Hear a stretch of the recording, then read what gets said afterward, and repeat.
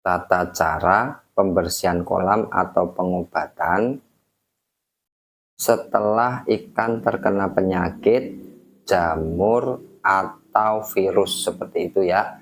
Sebelumnya salam sukses berjamaah petani lele Nusantara. Salam hangat dari kota Karawang, Jawir Farm. Jadi ini adalah sampel atau contoh pembersihan kolam. Kebetulan kolam saya ini adalah kolam hebel ya, tapi untuk pelapisnya kita memakai plastik ya. Di bawahnya ini adalah sekam. Nah, kita dibersihkan secara manual biasanya.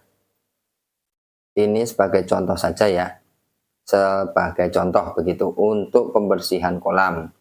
Ini semalam baru ada pengangkatan bibit, jadi ada 4 kolam yang diangkat, jadi kita kirim ke daerah Loji Karawang seperti itu.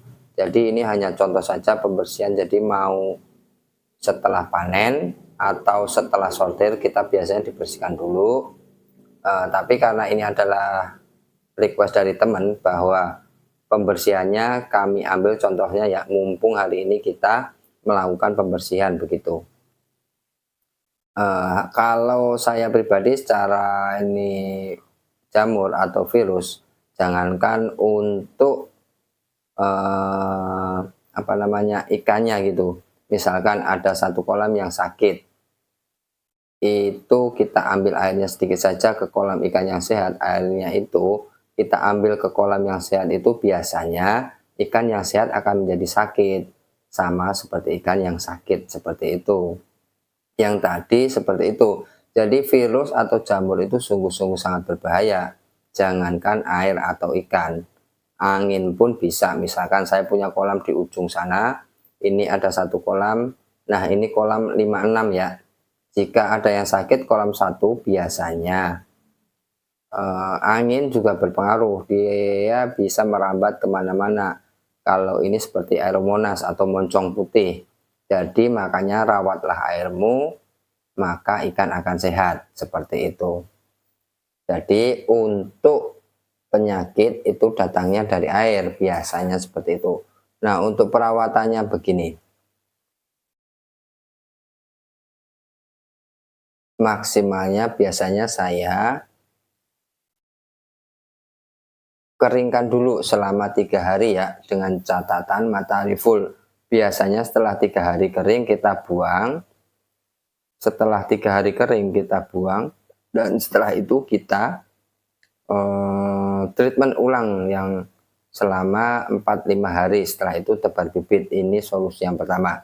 Solusi yang kedua adalah saya biasanya memakai bahan kimia, yaitu kaporit.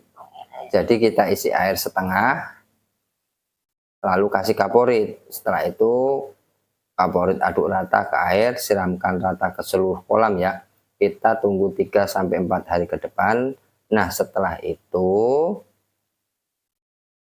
setelah 3-4 hari ke depan itu airnya kita buang semuanya. Setelah dibuang semuanya, nanti baru bersihkan lagi. Setelah itu isi air baru lagi dan di treatment atau pemupukan air supaya tebar bibitnya. Nah, setelah itu tunggu 5-7 hari ke depan baru tebar bibit seperti itu ya. Insya Allah itu efektif karena saya akan melakukan itu beberapa kali jika ikan sakit. Jadi poinnya adalah yang pertama pembersihan kolam seperti contoh tadi, yang kedua adalah pengeringan maksimal 3 hari atau diisi air. Lalu treatment terus. Hari yang ketiga adalah pemberian bahan kimia yaitu kaporit. Tunggu sampai 3 hari, buang lagi airnya. Setelah itu treatment air lagi, baru bibit masuk seperti itu ya. Mudah-mudahan dapat dipahami dan dimengerti. Nanti jika tidak dipahami dan dimengerti, silahkan bertanya di kolom komentar. Insya Allah nanti akan kita jawab. Itu saja, salam sukses berjamaah petani lele Nusantara. Salam hangat dari kota Karawang, Jawir Farm. Terima kasih.